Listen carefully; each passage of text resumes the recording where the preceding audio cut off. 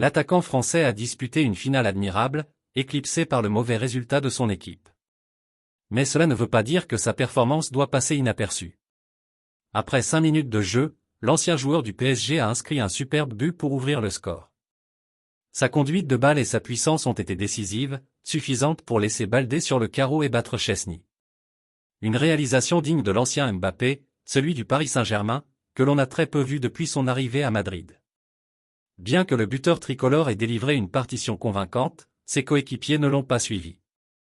Mbappé, affûté et foudroyant comme avant.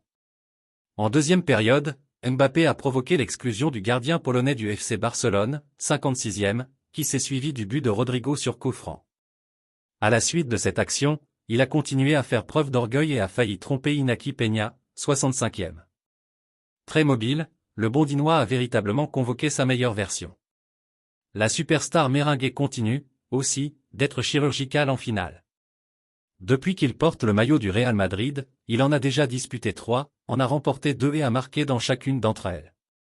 Avec son but contre Barcelone, en finale de Supercoupe d'Espagne, Mbappé totalise 14 réalisations cette saison. Tout avait commencé le 14 août, lorsque le numéro 9 madrilène a fait ses débuts à Varsovie lors de la finale de la Supercoupe d'Europe contre l'Atalanta, où il avait inscrit le deuxième but pour sceller la victoire 2-0 des Blancs.